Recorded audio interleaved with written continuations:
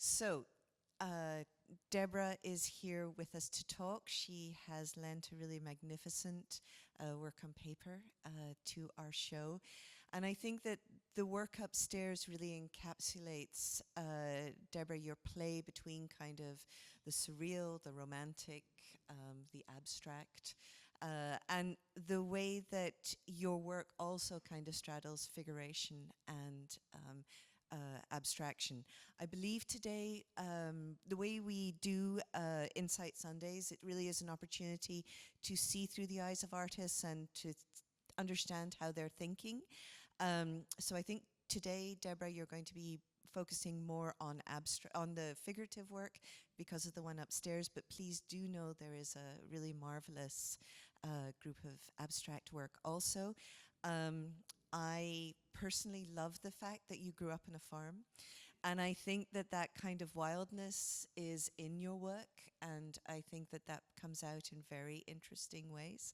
And I would lastly just like to say that Deborah and I were just talking, and we both think that probably we would have been burned at the stake as witches in the Middle Ages. So there's many, many witches here with us. Obviously, Claire Watson, who's in the back, is also in the show. You're definitely getting burned at the stake, Claire. So since we missed that unhappy fate, let's enjoy this morning. And Deborah, thank you so much for being with us today. Thank you. How do I turn this on again? It should have a green light, but it doesn't. Okay. That one?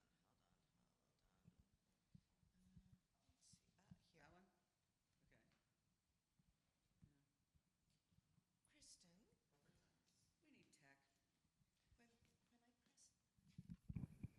Kristen would not have been burned at the stake.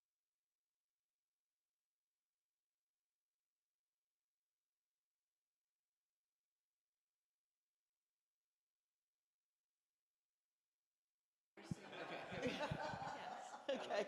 All right. So, and I just do that, right? Oh, sorry. Okay. Anyway, the name of the show that is in New York right now is called Witch's Bridge. So it was called that because strong women were burned at the stake just for having thoughts and spouting off about them, and B, because it's 40 years of my painting. So the new abstractions that I've been doing are a bridge to the abstractions that I was doing in the 90s in New York. So anyway, thank you for being here. Thank you to the church. This has just been an extraordinary exhibit to be a part of. I think all of the work that's in this show is so strong. And it's great to be, to really feel a part of an exhibition this large. I think this place is magical, and I think that April and Eric had a really good idea. So, yeah. Also, I want to thank Sarah Cochran for including me in this show and for making the effort to come to New York, come to my studio, talk to me, see what the work is about, and then to include it in this just marvelous, marvelous collection. So anyway, I'm going to sort of talk about how I got to The Day at the Races, which is my painting that's upstairs. It's been a long process, and I've thought long and hard about my process and how I got to where I am. So here, I think we're going to try to sit. Okay, so far so good. All right, great. So I want to start out with a story from 6th grade. At the end of the year, awards were given out. I received 2 awards, but I came home in tears. The first was for most artistic student. Now, I figured that was a slam dunk. Nobody else was going to get that one.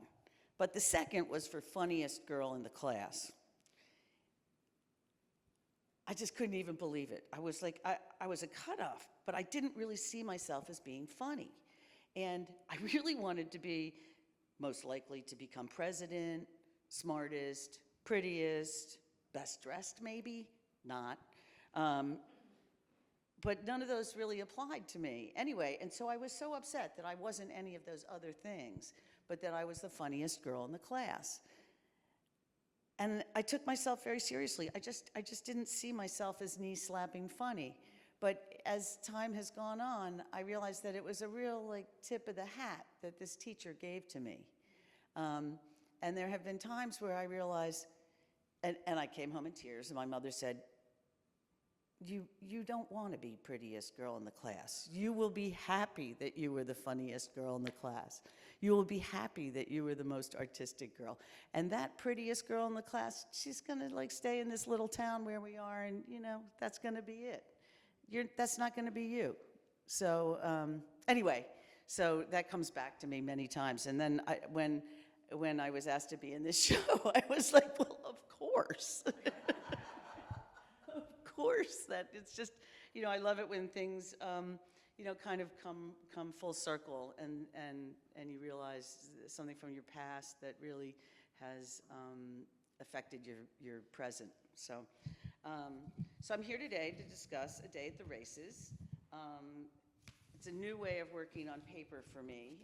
I've been an oil painter. Oh, sorry. I've painted oil on canvas. I've painted acrylics and ink on paper. I've painted acrylic on panels. But the collage that you see upstairs is a whole new way of looking at dimension and looking at these materials. So, you know, I'm first and foremost a painter's painter. I just loved paint from the minute they gave me paints when I was 5, maybe 4. I don't know.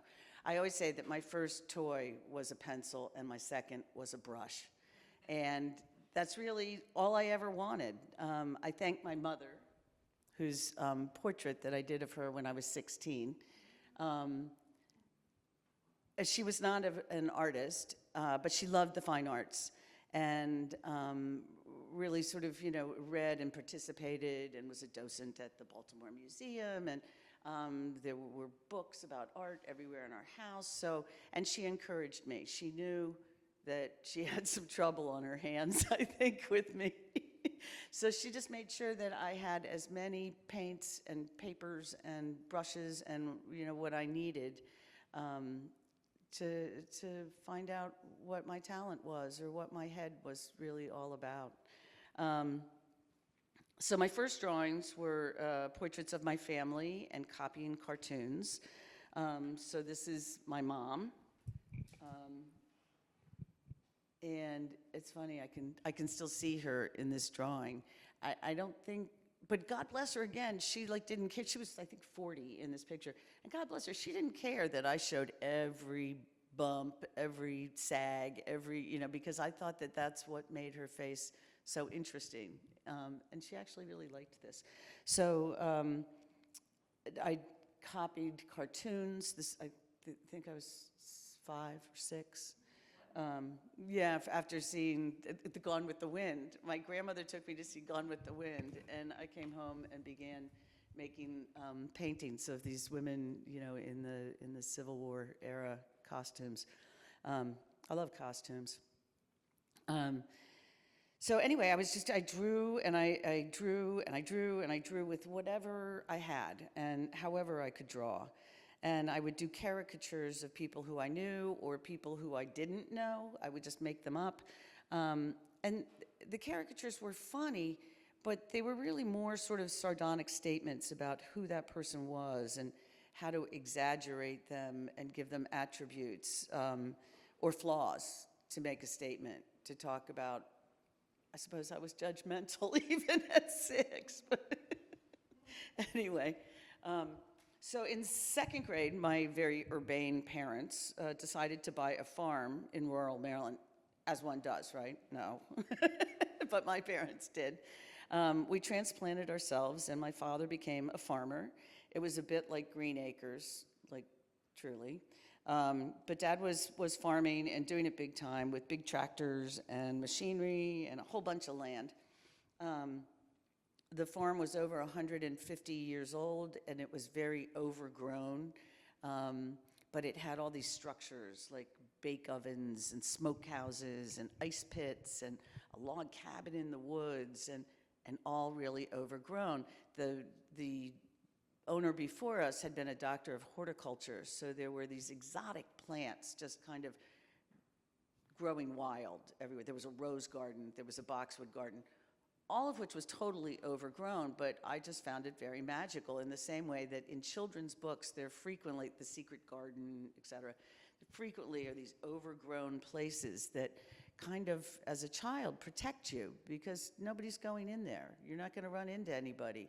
You can just kind of be by yourself. And I spent a lot of time on that farm by myself. It was a bit dilapidated, and it was quite mysterious, and it had vestiges, really, of its previous grandeur. It had lots of sleeping porches, and it was pretty wild. It had been a dairy farm. But in retrospect, it was really sort of the perfect place for a seriously precocious child like me to just wander and be alone and to wonder, really to wonder. And so I think that although I always really wanted to go into the city where my grandparents lived, and I liked that life a lot too, I think it was actually really a great place for me to be, a place to just be, you know, and to just observe. I read voraciously, lots and lots of fairy tales, historical novels, like anything that would kind of tell me about people. I was really interested in people, like other people, because there I am on a farm, and all I've got is my mother, my father, my brother, my sister, a couple of farm hands, so and then school. But I was really interested in stories of people's lives, and in the fairy tales there were lots of stories that had talking animals, and I was surrounded by animals, and I kept expecting them to talk to me, but they didn't. So I credit my time on that farm with providing me a space for my creative imagination to bloom. I spent lots of time by myself painting, drawing, and reading. They were different times, and my parents were really comfortable just opening the door and saying, take your bike, go, come home at dinner.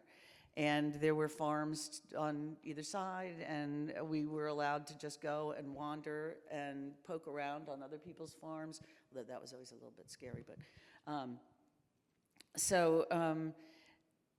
you know, we'd just take our bikes and go. And the thing about being on a farm is you get used to absurdity, because lots of things don't make sense on a farm. Animals don't behave the way they're supposed to. They do very odd things just when you least expect it. They don't play by the rules. Animals don't play by the rules.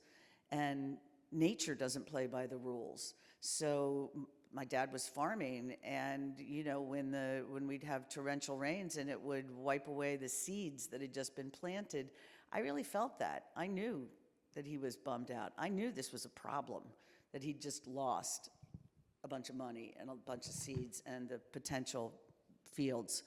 You know, and I think that within the microcosm of a farm, there's everything about life. There's life's tragedies and joys, and they're revealed to you through plants and animals.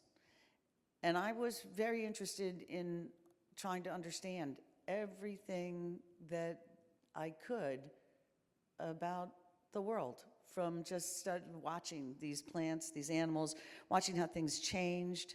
So I really do credit those 10 years on that farm for giving my already active imagination a place to grow and to flourish and to discover the humor in watching the world unfold around me and with me. I found a lot of things really funny and odd. So then I moved through school. I graduated from Trinity College in Hartford, Connecticut with a degree in fine arts.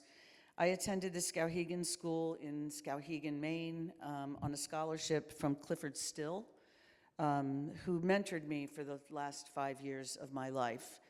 And it was a very powerful, life-changing friendship from a man who was not known to be terribly friendly, but he took an interest in me, in my work, and it was a very strong influence and really shaped my life in many, many ways, especially my life as an artist. And he told me, nobody's going to teach you how to paint. You know how to paint. So, but what you got to do is you've got to learn everything you can about the world that surrounds you, because you're going to be asked to make statements about the world. And so learn everything you can. Don't worry about the painting. Painting's going to do itself. And I really took that to heart. And that's why I went to Trinity, which was a small liberal arts school. I knew I would be able to kind of carve my own education. I studied theater, religion, philosophy, botany, biology, psychology, just anything that they'd let me sign up for. And there was a head of the art department there, a man named George Chaplin, who had studied with Albers at Yale. And George was a hell of a painter. And anyway, so he saw me. He saw me. And on the first day, he said, okay, go pick out your easel up in the big studio. And I walked up with him, and he looked like Clark Gable, except he was like, what, 4'10", maybe 5 feet. He was really short, but he looked just like Clark Gable, and he was great. Anyway, and I said, oh, I can't paint here. I can't with people watching me. No, that's not how I paint in a studio. I paint in a studio by myself. I need to dance, I need to move, I need to sit on the floor. I can't. And he goes, okay, I got you. Go find where you want to paint in this building, in the arts building. And so I found an old ceramic studio that nobody was using, and that became my studio. And George was like, you clearly have an agenda. So, and I know you're going to paint no matter what you do. So you're going to graduate with a degree in fine arts, but we're going to let you study every single thing you want. And I'm just going to okay it from the art department, which was really a radical thing to do. But it made me who I am, and it gave me just an extraordinary education. He'd make deals like, okay, I'll let you out of that one, but you got to take color theory with me, that kind of thing. But anyway, I really am grateful to him. He's still painting. I think he's 90, and he's still painting these big color field paintings, and they're beautiful and they're luminous. So anyway, that was school, sort of, my way. Anyway, so out of college, I got a job working for a subsidiary of Walt Disney Productions, which had me drawing and designing promotional animated displays for Walt Disney and other major animated theme properties. They were like Christmas decorations in a big mall, like a 1 million square foot mall. The Santa reception area with Mickey, Minnie, Donald, Daisy, Huey, Dewey, and Louie, and they're all moving. So anyway, it was a pretty wild job. I would draw these characters by day. They taught me how to use an architect scale. I made blueprints. Fine arts at Trinity College, they didn't show me how to do any of those things. So I really did get some tools that have come in very, very handy. It paid my bills, and I learned a lot. And I would draw for them during the day on my table in the art department, and then I would go home and paint abstractly at night, very diligently. Eventually I moved to New York, and I began to exhibit. I had a studio in Tribeca, which was rough. Tribeca was real rough, but it was cheap at the time. I showed here and there. I had a gallery for a bit, but traction was hard for women in the 90s in New York. And I became frustrated. So I became so frustrated at seeing the lack of women exhibiting that every time a man was on the cover of Art News, I would paint over the cover of the man and give him blonde hair, red lipstick, eyelashes, and pearls. Then, then I would glue it to the wall of my little bathroom in my studio. And by the time I moved studios, I had papered the bathroom. And I'm so mad that I didn't take it with me because it would be killer to have now. But maybe I'll do it again. I don't know, because I think I could still come up with any number of. Anyway, yeah, so I was using humor as a way of injecting myself into a scene that was not yet welcoming to me as a female artist.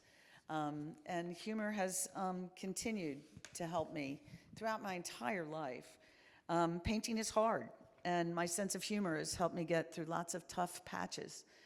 Painting figuratively in the 80s. Okay, I guess I forgot to go through these. Okay. Here we go. Okay, so this is Snow White. These are the kinds of displays that I was doing in Baltimore for the shopping center. Yeah, I didn't know I could do that because it was the 70s, early 80s, and I'd been painting abstractly, and nobody had ever even taught me how to draw the figure, you know? Everything was very conceptual. So these were the paintings that I was making in the early 80s, which were abstractions. So I was making these during the day and then making these at night. And it's interesting because recently I was thinking about how am I able to go from doing these figurative paintings like the one that's upstairs, well, quasi, and then do complete abstractions. And then I realized, you've been doing that all along, Deborah. Like, look at that. It's just, I can appreciate that. I don't know how I do it.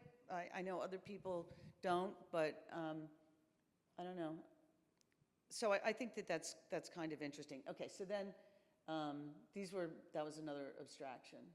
So then I started making a series of works of dead brides, ugly beauty queens, obese opera singers, society mavens, and they were all my attempt to destroy the status quo notions of feminine beauty. I'm excited to announce that these paintings, along with a group of recent portraits on panels, are going to be shown. These are the recent portraits that are on panels. There's a bunch of them. In a solo exhibition in September in Venice, in one of the collateral spaces, in a one-person show called Black Velvet. I'm from Baltimore. There's a lot of black velvet in Baltimore. Anyway, let's see. So going forward, in 1994, I had a son, which of course changed my life forever and changed my work. I could no longer work with solvents and oil paint as it wasn't healthy for me or for my son.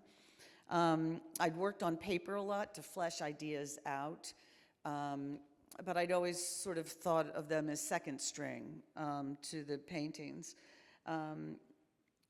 or like when I wanted to take a break. But I really had to pivot because you just can't keep huffing Varsol for the rest of your life. So I began strictly working with acrylics and pastels on paper, finding a way to love the water instead of the turpentine, to love the drips. And in time, I felt like I was back in the saddle and I was exhibiting my works on paper. This is a work on paper. It's called Double D. Yeah, so and again, you know, these works were, they're things, they're objects, but what are they? They're things I made up, you know, so this is a birthday cake. So they're things that are references and surreal, but they're not scenarios. This one's called Shelf Life. I kind of was picturing a big like jelly roll cake that's been in the store too long. That one's called Belly Bird. Let's see, these are 90s, after I'd had Sam was born in 1994, so these are starting into like 2001, in the 2000s. And you know, I was really busy. I had a young son, and these were kind of perfect. This is probably 30 by 40 inches. And so they were my scale. I carved out a studio in our apartment, and worked when I could. This one's called the Duchess. I kind of like her a lot. Those are pearls.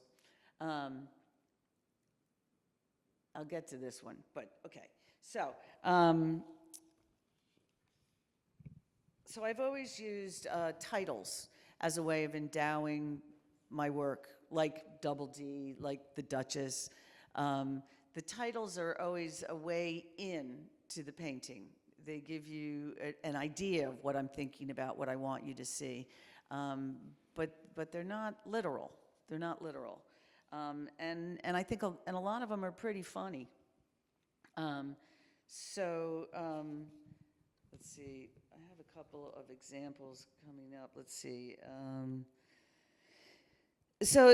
And this is actually a good example of. There are times that I want to talk about something difficult. But I know that if you hit somebody over the head with a difficult subject, it doesn't usually go well. They won't let you in. And so I've been just painting, and there had just been another mass shooting. And I thought, and I couldn't continue painting whatever it was that I was painting. And so this is called Sitting Ducks. And so these are toy-like and childlike, but those are guns at the bottom.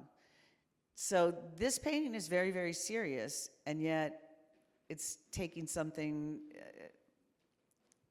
the ducks let you in because they're pleasing and they're fun and they're cute. But the reality is that they're in a shooting range, and one of them's got to go, or all of them are going to go, right? So it's those double entendres that I'm really interested in. And you know, when I use the tongue-in-cheek titles, I hope that the image will tell a bigger story than at first glance. The language is mine to be used, and it's another layer of information that I can give the viewer. A couple of examples. Let's see, I hope I've got these lined up. Okay, this one's called House Plants. This was right in the beginning of COVID, so I said to Miguel as we were on our way out here to spend COVID, we're just gonna be like house plants. We're gonna, we're just gonna be in the house and we're gonna gather dust. We're gonna be house plants, we'll be fed and watered, and so that's it. So this is a very large, this is probably 50 inches by 45 inches on paper. This was I didn't come up with the title for this one, but I put it in here because the character to the left became part of the collage that's upstairs. I thought they were just kind of goofy looking characters, and I liked them a lot, which is why I didn't paint over them, but they didn't get a title yet. This one's called Bite Sized. This was the day that Putin invaded Ukraine. And I was so distraught, I didn't know what to do, so I did a portrait of Putin, and Ukraine is the pole of roses, and it's called Bite Sized,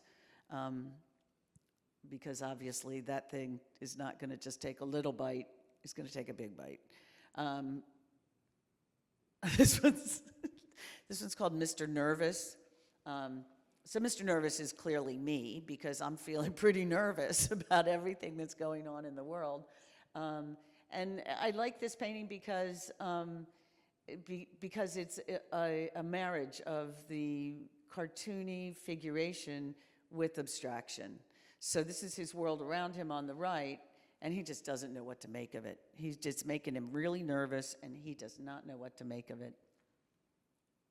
I feel like I know him well. This is a painting, actually, earlier. I lived in Boston for just a short period of time, and walking to my studio, I saw some graffiti, and it was, "I love TV." And I thought, wow, so somebody likes TV enough to say that they love it, to write it in a public place where they can get arrested for doing it. Whoa, what must that feel like? I cannot imagine. I mean, I had like a black and white TV this big at that point. Anyway, and his belt is a little TV because he loves TV. And anyway, so again, my observations about people, about what people do, things that I don't understand, I paint them. Okay, so now we'll get on to A Day at the Races and how that came about, because all of what you've seen before has been full-blown paintings, either on oil on canvas or on paper. So I've been painting on paper for many years, and a few years ago I moved into a new studio in New York that has a very long wall, which you see right there. I was itching to do a mural, and then I was invited to do a one-person show at La Mama Galleria on Great Jones Street in New York, which is great. I rolled out the paper, which was about 18 feet long, and I got to work. I made a mural of my female heroes, starting with the Venus of Willendorf and going all the way through to the robot bride of the future. And they, you can see, they're all just kind of like marching through time, marching along the mural. So Jennifer Bong, who is my current dealer, was curating the show and asked to see the space, and she walks in and she announces, "This, great, you got this, the mural's gonna be perfect, but there's one thing missing. You need another mural on the opposite wall." Now this is like 3 weeks before the show. I'm like, what am I gonna do? She goes, "You can do it, you can do it." I was like, all right, let's see what happens next. So anyway, and the one that was on the wall that she had seen had taken at least like 10 months, maybe a year, and I didn't have that kind of time. So what I did have were a mess of paintings that were not quite realized. They had a lot of really good stuff in them, but they hadn't congealed. But I had saved them thinking, okay, I'll go back into them, I'll paint over them, whatever. So I had a mess of them. And I laid 5 or 6 of these paintings down on the floor, and I began to chop them up with scissors. It was terrifying. I did it. I cut out the successful parts, and I left the rest in a pile. So you can see these piles as I'm chopping up old paintings. And then I started putting the pieces on top of the mural.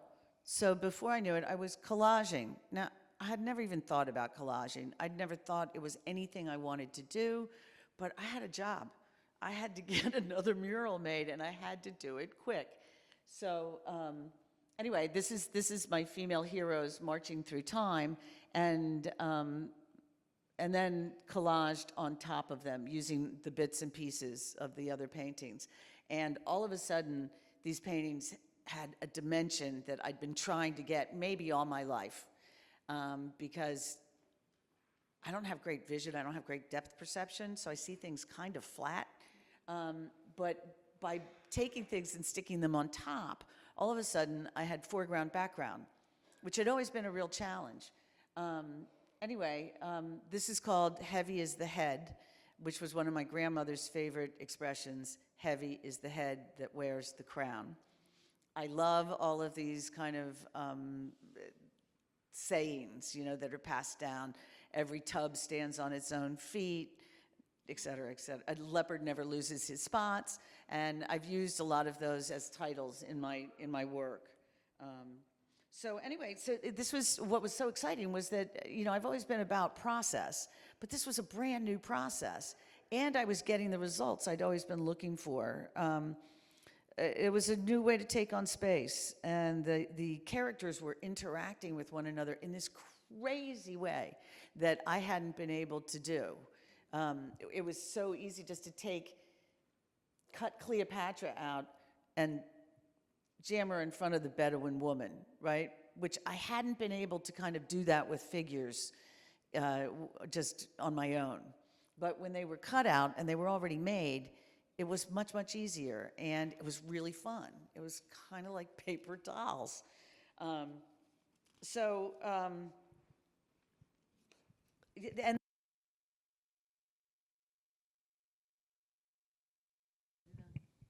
hello? Oh, there we go. Okay. Um, so anyway, I mean, it was very exciting. It was kind of terrifying, and I just kept moving forward. I had never used glue in my artwork, so that was a whole nother challenge. This is the finished, this is in the gallery, and these are the two finished murals, and that's Heavy as the Head. Um, the glue was really unpredictable. I mean, I'm a couple weeks out on deadline, and I'm using a brand new material that doesn't always behave the same way. It depends on how you lay it down. Well, Claire, you know, right? Its glue is very unpredictable, and you have to kind of get your feel for it. But by the time this is the other mural, but by the time I had these two murals, I had really I felt like I had kind of conquered the glue. And Geraldine, my intrepid assistant, and I would be on our hands and knees gluing these things for hours and hours and hours. And sometimes we just didn't know what we were doing, and we just kept puzzling. And we were terrified half the time, holding our breath, and then laughing hysterically the other time when we came in and the glue had taken and it was smooth. And we're like, yeah, we did it. So we actually would do a little dance after we finished gluing each one, just to kind of seal the deal and make sure that the glue would behave. And this is the process that A Day in the Races benefited from. Let's see, there were a couple others that I wanted to show. So, but the thing that was kind of wild about working on the paper and chopping things up was that it was like I had this box of endless ideas, which were mine, pieces of my own paintings, pieces of my palette, my characters, and my brushwork. And I didn't have to redo them. They were all just right there. All I had to do was chop them up and glue them in the right place, which is a trick, but I really I loved the process. I still do. And each time I added a layer to the assemblage, they got funnier and more outrageous because they were just crazier. They were just, I felt very, very free doing this. Anyway, the process liberated me from the confines of just the piece of paper and the need to frame it. I could go outside of the box. I could make 2 layers. I could make 3 layers. And the collages invite, at least for me, it seems, a sense of chaos because they don't have to make sense. They've made their own world with their own rules within each assemblage. They can be irreverent in a way that really appeals to me. I think of it as kind of like a haiku or a poem compared to a novel. Less structure that I have to actually heed. Anyway, and there are no visual rules in these, so it's a much more intuitive process than when I'm painting on panel, doing whether it's an abstraction or a figuration. All right, let's see what's after this one. Oops. Oh, this is a collage. This is called Floaters. And it was a sort of a mundane painting, and then I had these big breasts that were in a bowl in another painting, so I cut them out and put them in the water, and again, this irreverence, right? So this process is, this one's called How to Build a Better Bird. I like birds, I think, because they fly. I like to fly. Anyway, this one got a little too thick, but I really like the chaos that's in it, and I really like the imagery of the birds. I think they're all related to one another, and I think they're having a pretty fabulous time. This is Cleo's Vacation. This started as just a mummy with palm trees like 5-6 years ago, and I pulled that out of mothballs. We were going to Egypt, and so I had painted this mummy. Anyway, so this is Cleopatra's vacation in Egypt. And again, I think you can see I'm having fun with these. They're just wackier than the other work. Okay, there we go. Yep, okay. Anyway, and so then back to the day at the races, I had imagined a country fair or a vaudeville show with exaggerated characters jostling for the limelight and the attention of the viewer. The movie A Day at the Races takes place in a madcap sanatorium and a racetrack. Great combo, right? Pandemonium and chaos, and the movie's hysterical. My Day at the Races is not based on this movie. It is an amalgamation of my characters who I have placed in a very carnival atmosphere. So in the end, the collage process feeds my sense of humor.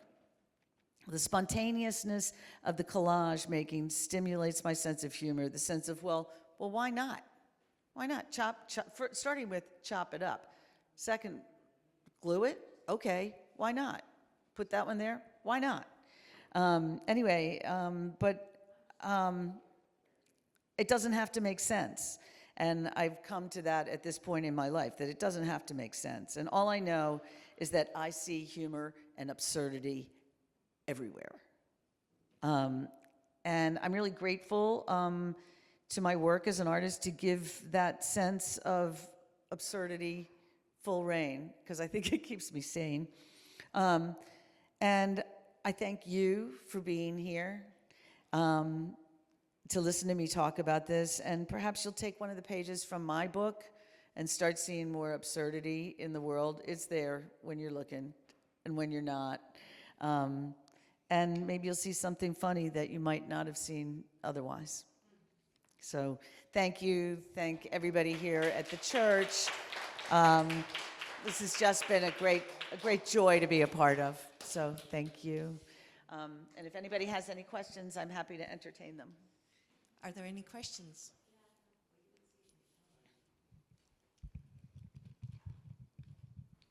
Thank you. I think that when you started collaging, there's an actual intelligence, I think, in your energy in the earlier work that is confined by its pictorial space. So when you started collaging, you actually gave it dimensional room to go back and forth from the surface of the canvas. Correct. It has a lot more interiority, actually, I think, Correct. than the previous work, and I think it's a great move. I mean, lucky you to have had this brutal dealer forcing you to. She's the tiger dealer. Yeah, I mean, I have to say, because I think this painting is so terrific, the Day at the Races painting, and I wanted to ask you, do you ever think about, I think of, there's high irony and there's low irony. Mm-hmm. There's slapstick, and then there's the kind of painful humor about we're alive but we're gonna die that kind of informs all great art, in my opinion. And it feels more like you're making an actual existential space for high irony to live in these paintings. Thank you. And I think that's, I'm getting some great references Ensor Beckmann, big time. Both who heroes. I really, really, really love his work. Yeah, heroes. And of course I thought of that immediately when I saw Heavy as the Head online. But I just wondered if you would, they're just observations that I'm offering that, but I wanted to ask you about Beckmann and other people that may have now, since you've, been so far out of school. I know that you have cartoon influences from your, Disney work and stuff like that, but these are so much more sophisticated than that. And Well, I think the cartoons are just sort of part of my head. I think, I'd always kind of had this cartoony style of drawing, which is why I was able to go and draw Mickey Mouse. And I had to really talk myself into it, because I'm a painter, I'm an artist. I can't do this. This is commercial. And then I'm like, I got to eat. I got to pay my rent. So yeah, I guess I can. But But yeah, you know, what these settled for me, or are settling, is the notion of like, where are these figures? I could make these things, I could make these figures, but somehow I couldn't integrate them together into a narrative that took place in a spot, right? Yeah. And so the collage gives them the spot. And then by just adding, an additive process, let me get that right, understand that. Well, I honestly think the chaos has given them order. Which is Yes, so, exactly. Which is so, like, you know, I don't Counterintuitive. know. Yeah. Anyway, thank you for sharing all that. And You're welcome. Thank you. It's really my joy. Yeah. Small question. Could you speak a little bit about the boxing gloves and that character right there, and who they are to you and what the boxing suggests?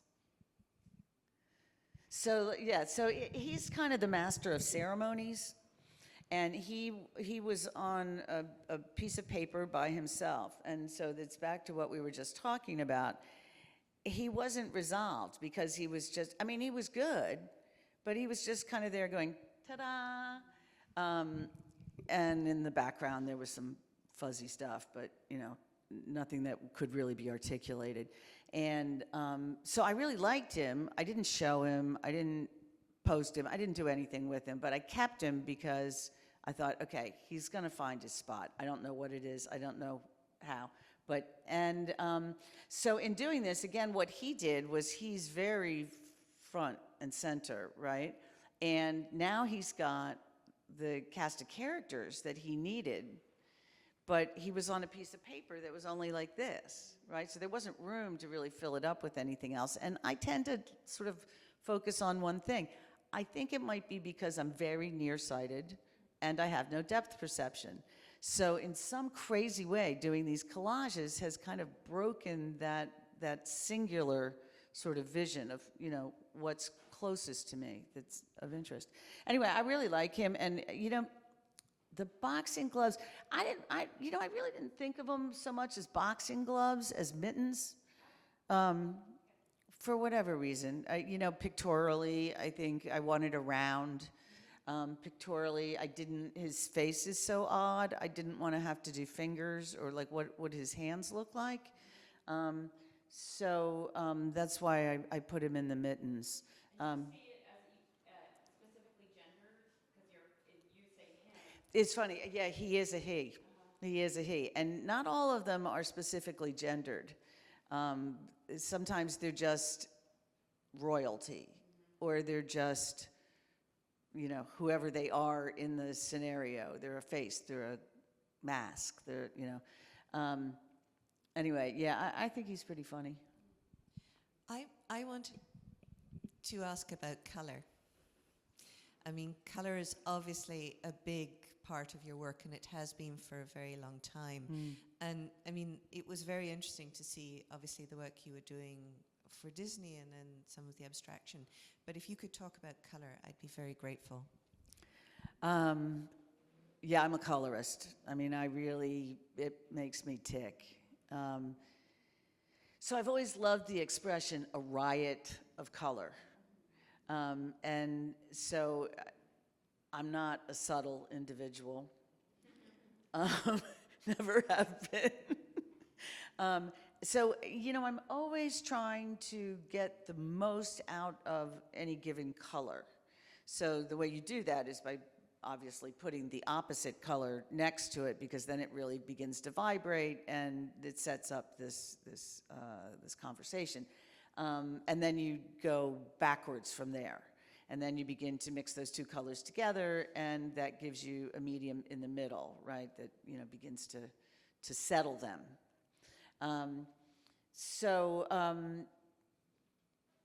Yeah, I think I just want to get the most out of the color in any given assemblage or painting. You know, it's a way to, again, it's kind of because I couldn't figure out dimension. It's a way to do the push and pull without making a house that recedes as it goes back, or something that's in the front that's bigger. So I use color to do those things for emphasis on things and to set the tone. I mean, you know, this is a day at the races, so it feels like a summer day. And so that's orange and yellows and whatever, but the things that pop in the picture are actually the opposite, the complementary colors of blue and purple that kind of bang off of these other bright colors. So it's a constant dialogue with the color. I just want to thank you. I came here and I didn't expect to hear the best lecture that combines Clifford Still and Walt Disney that I'll ever hear in my life. I mean,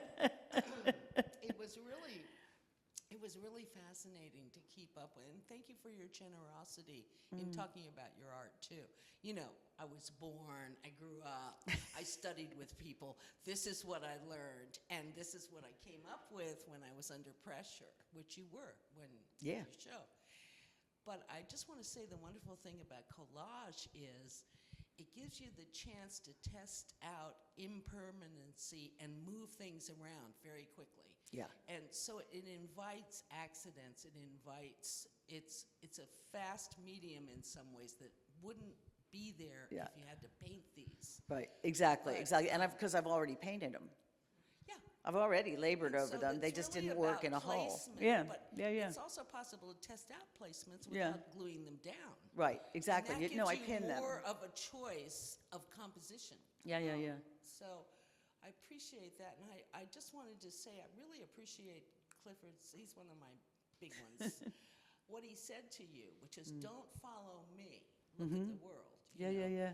Yeah. And that's a really good teacher, you know, so it's, I can go upstairs now and look at your painting thanks to this, or collage, I should say. Yeah. So I just wanted to thank you for Yeah. a really good. No, it was an amazing thing. He sent me to Skowhegan when I was 8. I turned 18 at the Skowhegan School.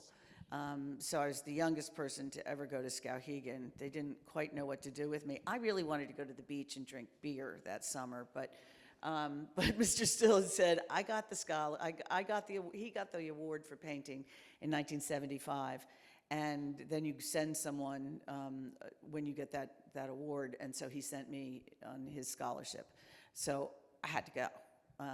But it was a very difficult summer, but you know, he knew what he was doing. And it really tightened my backbone as a painter. And I left there even more sure that I wanted to spend my life making art. And that's what he wanted. So, and he was really, to me, he was very, very kind. And if you know about Clifford Still, I mean, he was difficult. He was difficult, but he was not with me. Maybe because I was so much younger and because I wasn't empowered in the art world at all. And so he could teach, you know, he could shape me. So anyway, he was a real gift. I just wanted to ask one other thing. Yeah, go. Is there like do you look at these characters and think they're all friendly looking, or do you think some of them are creepy?